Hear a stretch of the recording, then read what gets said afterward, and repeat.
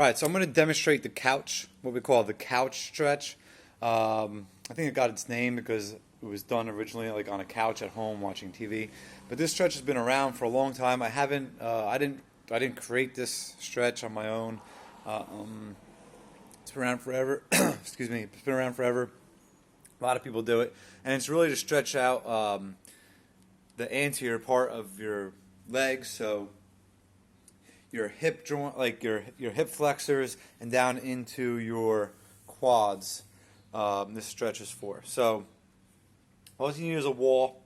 I'm gonna give a couple options here as we go through, but you can see I'm against the wall here.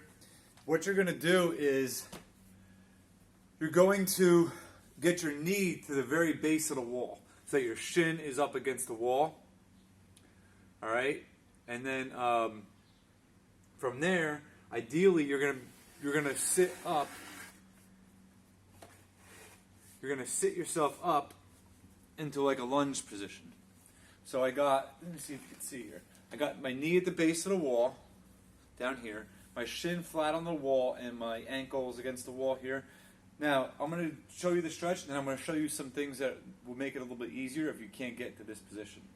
So, from here, what I'm going to do is I'm just going to sit back into this stretch. I'm going to bring my heel to my butt, or my butt to my heel, like that, and then I'm just going to sit back into the stretch. Now, the goal here is to get your head to the wall. Initially, it would be to sit up, then get your head to the wall, and then get your shoulder blades to the wall, okay? Which you're going to have one side that's a lot tighter than the other. For me, this is my tight side. My right side can go shoulders to the wall, pretty much cold. Right now, I'm cold, and I can't. If I'm a little bit warmer, I can get my shoulder blades to the wall on this stretch on this side, but I can't when I'm still cold. So I'm just going to sit in this position and hold it for 90 seconds to 3 minutes. Probably 2 minutes would be more like ideal for this stretch. But that's the couch stretch. Now, different variations could be, maybe you can't sit up, so you just keep your hand here. Okay? If you're tighter through your hip flexor and not so much into your quads, then you could push your hip forward to get more of that hip flexor stretch. Okay? Some people, I've had some athletes at the gym, they can't even swing this leg out in front, so what we do is we let them keep that leg here and just kind of sit back from this position. Now, if you notice, I have the stool here.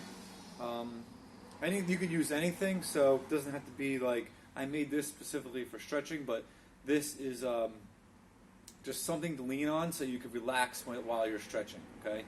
So, you could hold like a broom handle into the ground, or you could just have a chair, whatever you want. Now, the next one from this is, if you can't get your knee to the base of the wall, take your knee off the wall a little bit, move up. This makes it a lot easier to sit up into that stretch. You're going to feel this a lot in your ankle too, but like this, you'll actually be able to sit up into the stretch from this position. Okay? So those are just ways to make it easier. If your ankle is too tight to actually do this, because what has to happen here is your top of your ankle, the top of your ankle has to really plantar flex or point downward. So if you can't do that because your ankle is too tight, you need to stretch the top of your ankles by sitting on the top of your feet. Okay? You can use like a bench in the gym, or that's where the couch would come in handy. Something that's not so high that you just kind of hook your foot on. And you sit up, hook your foot onto it and sit up from there.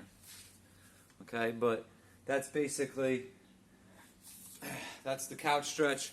A couple different ways to make it easier or harder.